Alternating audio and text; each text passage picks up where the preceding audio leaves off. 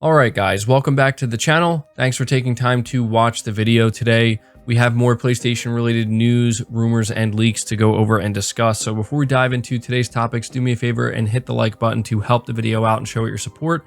And if you are new to the channel, be sure to hit that subscribe button as well. The first topic we're talking about has to do with the upcoming console exclusive Sifu. This is going to be exclusive to PS4 and PS5, and it's a game that I think many people are looking forward to. It's a game I'm extremely excited about. I've been waiting to get a game like this for a very long time. We learned from the developers last week that there was going to be a big announcement regarding this game sometime this week, and we did get that announcement. It's that the game is now going to be releasing on February 8th, 2022, so it moved up a couple of weeks. This is a pretty big deal because if you know anything about the month of February, in 2022, it is absolutely stacked with new game releases. It's completely overwhelming, and people are unsure of how they're going to balance it all out. And Sifu in particular was in a very bad spot. It was going to release on February 22nd, which puts it smack dab in the middle of Horizon Forbidden West and Elden Ring, and that's not a good spot to be in my opinion. And so the fact that it's going to be releasing much earlier in the month, I think, helps a lot. Some people were pointing out that it's still going to be releasing very close to Dying Light 2. But even then, if you're picking up Dying Light 2 and you're also interested in Sifu, I think, it's not too difficult to balance out those two games. But I think it would have been a completely different story if it kept that February 22nd release date. So I'm really happy about that. And it also means we get to play the game sooner, which is great. So I'm definitely going to be playing this day one. We also have a little bit of new information about the game and its mechanics. This is reading from Push Square. They say Sifu has dropped 2 new gameplay trailers, which should give everyone a much better idea of what the stylish beat 'em up is all about. The first video details the game's crunchy looking combat as expected of the developer that brought us the brilliantly animated and surprisingly in-depth Absolver. Sifu's action is made up of perfectly timed dodges, defense breaking parries, and all kinds of moves and combos that have different effects. The system as a whole seems impressively dynamic. And then there's the unique aging mechanic that's at the game's core. When you're killed in Sifu, you can choose to revive at the cost of your character's youth. Every death means that you grow older, but there'll come a point where you'll be too aged to actually come back from the dead, get wiped out for good, and you'll have to start all over, but you'll be able to carry across the knowledge of enemies and level shortcuts on your next attempt.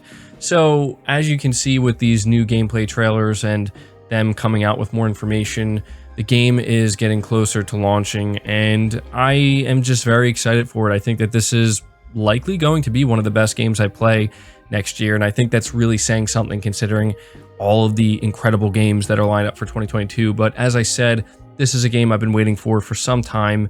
Something just like this is perfect for me. So let me know down in the comments below how you feel about this new information and the announcement regarding Sifu.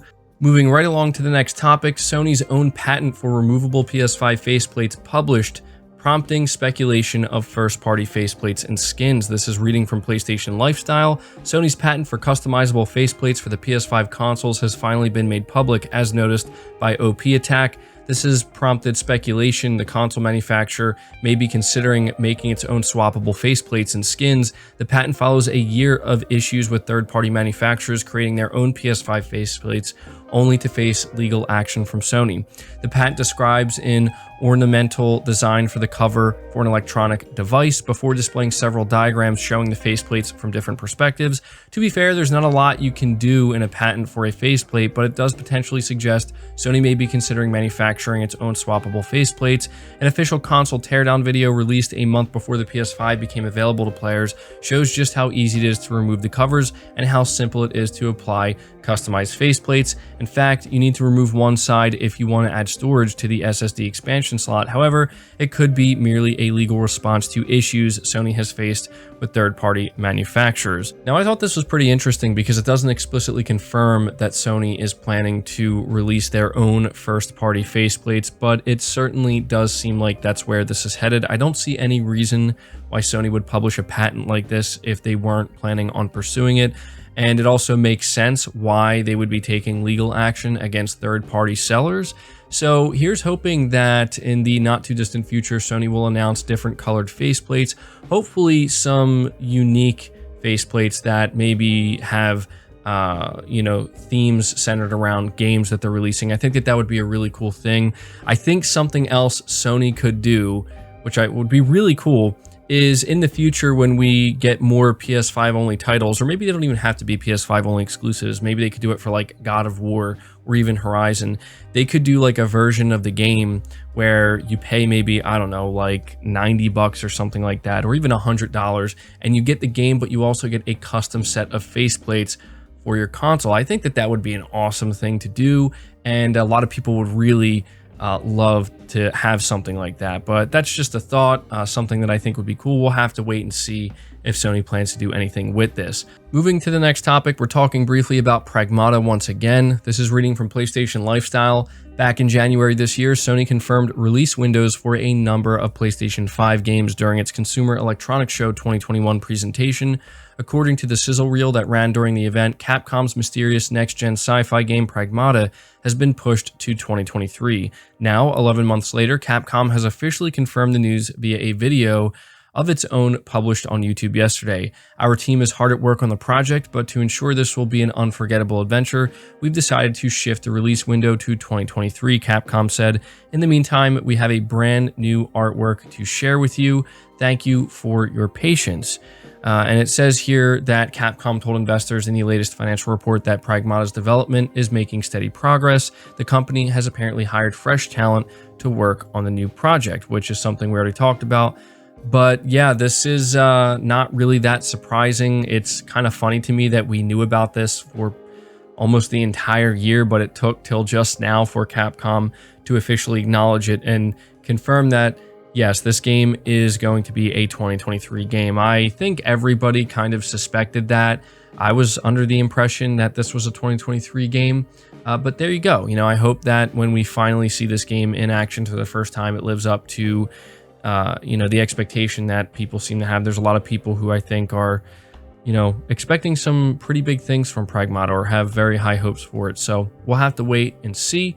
But moving on to the next topic, we have multiple games that are getting ray tracing updates for the PS5. The first game is Marvel's Guardians of the Galaxy, and it will have been out for a month in a little over a week. And while the single-player action adventure title has been met with positive responses from critics and audiences alike, developer Eidos Montreal still clearly has improvements that it wants to implement in the game. Its newest patch has gone live now and brings several such notable improvements. The patch brings several major changes, the biggest of which is the addition of a ray tracing mode on the PS5 and Xbox Series X. Meanwhile, the game's Xbox Series S version also adds the option for an uncapped frame rate between 30 FPS and 60, while the base PS4 version has applied improvements to performance as well. Additionally, the game's latest patch has also brought several bug fixes, stability improvements, and more. And so I wanted to be sure to let you guys know, because I've been hearing nothing but good things about Guardians of the Galaxy. I'm going to have to play it at some point, and I'm glad I waited because the ray tracing mode may actually be something I want to try out. And I know people were feeling a little bit disappointed that a game like this and many others seemingly don't really launch with ray tracing, but it's great to see that devs are taking the time to add something like this into the game after the fact. So let me know if you plan to play Guardians of the Galaxy or if you plan to go back and play it. The other title that is receiving ray tracing on the PlayStation 5 is Maneater. This was a title that was given out as a free PS Plus game earlier this year. This is reading from PlayStation Lifestyle, and it says Tripwire Interactive's Shark PG, as they call it, Maneater, has reached a new milestone of 5 million players, and to celebrate, a new update has been released adding ray tracing for PS5 and Xbox Series X players. The update also improves stability and performance on all platforms. Since the release of the Maneater Truth Quest DLC in August, the action RPG that puts players in the role of a shark has attracted more than 5 million players. As such, Tripwire believes the milestone marks the perfect time to add ray tracing. The graphics upgrade enhances the real-time reflections on the surface of the water along the Gulf Coast, as well as the reflections players see when they look at the surface from below. So there you go, 2 games that are receiving ray tracing updates for the next-gen consoles. Moving on to the final topic, I want to talk about Hideo Kojima's next game, because he has taken to Twitter to seemingly tease some of the work he's doing behind the scenes. The first tease is him saying we are experimenting all the time with staff within Kojima Productions, and he shows us some image of him doing some stuff that looks like it has to do with his next game. But on top of that, he also posted, we are still experimenting within Kojima Productions, and it looks like they're doing some type of recording of some kind. And you can see a little bit of setup here. And then finally, he says, I've been working remotely with my staff for a long time, so it's so much fun to get together with them and work on a project like today. It reminded me of the fun of creating things together, just like playing in a sandbox or club activities when I was a kid. And so it's pretty clear that whatever he's doing here, the experimentation, it's in regards to his next game, which we still don't know about. But on the first tweet that we mentioned, Jeff Keighley responded with the eyes emoji. And it's interesting because Jeff Keighley, as we know, is the creator and host of the upcoming Game Awards. And I think a lot of people are thinking that Kojima's next game, whatever it may be, might show up at the Game Awards. I actually think there's a pretty decent chance of this happening. We know that Jeff Keighley and Kojima are good friends, and it just seems like the time is right for Kojima to announce his new game. You know, there's been the rumors of he's making an Xbox game. There's rumors that he's working on Death Stranding 2. There's rumors of Silent Hill. I mean, you guys know the deal with Kojima. So I just think it's interesting that, you know, he's teasing this out now. It seems like maybe he is getting ready to let everybody know what it is he's working on finally. So you can let me know down in the comments below what you make of Kojima's tweets, but that's going to do it for this video, guys. I hope you did enjoy it. I hope you did find it informative. Leave it a like if you did, subscribe if you're new, hit the bell notification icon, and feel free to share the video out on top of all that. But until next time, guys, take care.